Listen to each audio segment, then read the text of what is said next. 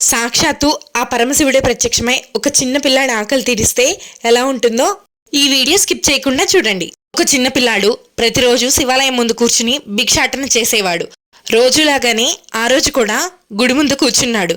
కానీ ఆ రోజు అతనికి ఎవరు భిక్ష వేయలేదు. ఆకాశం వైపు నిరాశగా చూస్తూ ఆ పిల్లాడు, ఏంటి స్వామి, గుళ్ళో ఉండే రాయికేమో అందరూ పాలు పోసి పూజలు చేస్తారు, ఆ పాలన్నీ నేలపాలైపోయి వృధా అయిపోతున్నాయి, కానీ మా లాంటి వాళ్ళు పొట్ట నింపటానికి ఇంత అన్నం కూడా పెట్టరే అని అంటాడు. కైలాసం నుండి ఆ పిల్లాడి మాటలు వింటున్న ఆ పరమశివుడు స్వయంగా తానే కదలి వచ్చి ఒక వృద్ధ సాధువు వేషంలో చేతిలో ఒక చిన్న మట్టి పాత్రతో ఆ పిల్లాడి దగ్గరకు వెళ్తాడు. మట్టి పాత్రలో భోజనం ఉంది తీసుకో అంటూ ఆ పిల్లాడి చేతికి అందిస్తాడు.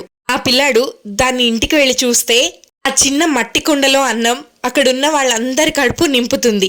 ఒక అక్షయ పాత్రలాగా ఎంత తీసినా అన్నం వస్తూనే ఉంటుంది. ఇక్కడ మాట ఏంటంటే, మనం ఎంత ఇబ్బందుల్లో ఉన్నా ఒక్కసారి ఓం నమ శివాయ అంటే చాలు, ఆ మహాదేవుడు కష్టాల్లో ఉన్న ఎవ్వరి చెయ్యి విడిచిపెట్టడు.